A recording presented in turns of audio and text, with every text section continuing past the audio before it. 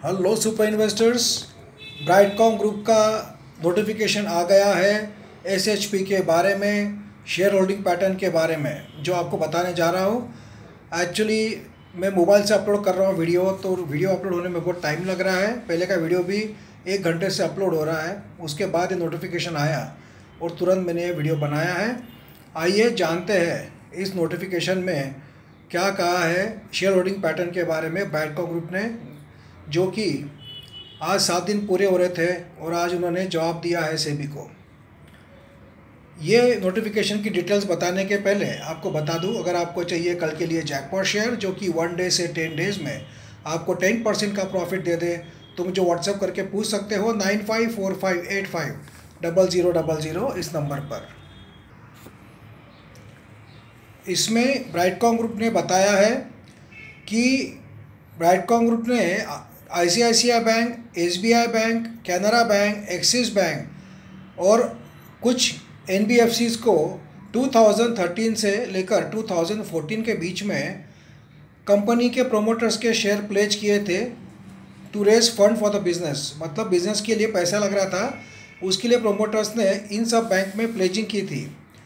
But कोई कारण से प्रोमोटर्स ने पैसा दे नहीं पा रहे होंगे, तो उन्होंने ये जो जितने भी थे ICICI bank, SBI, Canara bank, axis bank, इन्होंने फाइनेंशियल ईयर 2014 से 15 में ये सभी शेयर्स बेच दिए, जो कि अराउंड 21 रुपीज़ से लेकर 6 रुपीज़ 40 पैसे के रेट में इन्होंने ये शेयर्स बेचे। मतलब जो इन बैंक्स को प्रोमोटर्स ने अपने शेयर गिरवी रखे थे, प्लेज किए थे, उन्होंने पैसा वसूल करने के लिए ये शेयर्स मार्केट में बेच दिए। ऐसा प्रोमोटर्स का, ऐसा कंपनी का कहना है। और ये जो प्राइजेस दिए हुए शेयर्स के, ये आज के एडजस्टेड प्राइस के हिसाब से दिया हुआ है। जो बोनस दिया कंपनी ने 2-3 बार, वो एडजस्ट करके प्राइस आज के हिसाब से ये प्राइस बताई जा रही है। ये बात आप ध्यान रखिए हर बार जब मैं प्राइस बोलूँगा तो। ये भी लेटर में कंपनी ने मेंशन किया हुआ है कि सब एडजस्टेड प्राइस के हिसाब से रेट प्राइस लिखी हुई है कंपनी ने। और ये जो शेयर्स बेचे थे इन सब बैंकों ने मिलाकर in the financial year 2014 and 15, वो थे 5 करोड़ 40 लाख शेयर्स।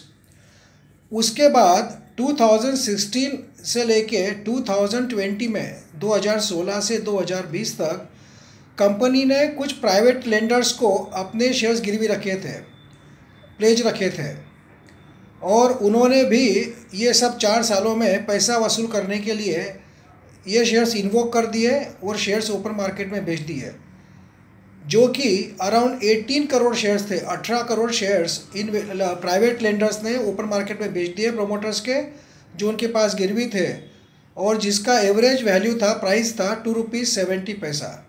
मतलब कंपनी का कहना यह है कि उसके बाद में प्राइवेट लेंडर्स को के पास गिरवी शेयर्स भी बेचने पड़े। अब ये प्राइवेट लेंडर्स कौन थे उसका डिटेल कंपनी ने इस लेटर में दिया हुआ नहीं है। तो कंपनी ने आखिर में ये कहा है इस लेटर में कि भाई हमने डायरेक्ट कोई भी सेलिंग नहीं की है मार्केट में। जो भी सेलिंग की है, या हमारे जो गिरवी रखे हुए शेयर्स थे, वो गिरवी रखे हुए शेयर्स जो थे वो हमने मार्केट में, मतलब जो हमारे जो लेनदार थे, लेंडर्स थे, उन लोगों ने बेचे हैं। डायरेक्ट प्रोमोटर्स ने बेचा नहीं है। 2014 से लेकर 2020 के बीच में ऐसा कंपनी ने कहा है। और डिटेल में इसका एक्सप्लेनेशन कंपनी सेबी के हियरिंग में देंगी, ऐसा भी कंपनी ने कहा है। साथ में कोई भी share holding pattern latest attach किया हुआ नहीं है। मेरा सवाल यह है सबसे इम्पोर्टेंट कि 2022 मार्च में पर्सनल होल्डिंग जो मिस्टर रेड्डी का और मिस्टर विजय कंचारिया का कम हुआ था, उसका डिटेल कुछ भी कंपनी ने दिया नहीं है। ओनली 2014 से लेके 2020 तक का ही डिटेल दिया है, और कंपनी ने कुछ attachment latest share holding pattern का दिया नहीं है, जो कि हर कंपनी देती है मार्च क्वार्टर में। उन्होंने इतना ही कहा है कि बाकी सब डिटेल्स वो सेबी को भेजेगी, डिटेल फॉर्मेट में बना के भेजेगी, हियरिंग में बताएंगी। तो मुझे लगता नहीं है कि ये बहुत सेटिस्फैक्ट्री जवाब है इन्वेस्टर लोगों के हिसाब से। इसके साथ कंपनी ने लेटेस्ट शेयर होल्डिंग पैटर्न भी अटैच करना चाहिए था।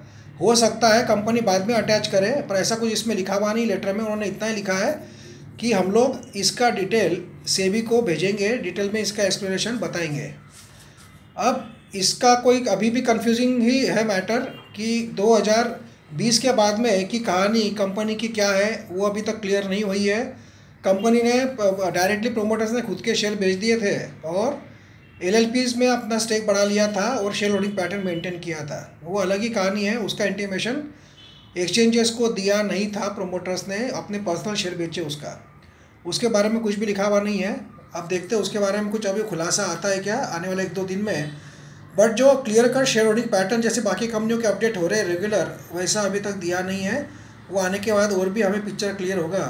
बट कंपनी ने इन शॉर्ट यही बताने की कोशिश की है इस बात से कि भाई हमने डायरेक्ट शेयर नहीं बेचे, हमने जो गिरवी रखे थे वो शेयर्स हमारे लेनदार लोगों ने बेच दिए, जिसके कारण हमारा होल्डिंग कम कम होते गया। इतना ही इस लेटर का सारांश है, कंक्लूजन है।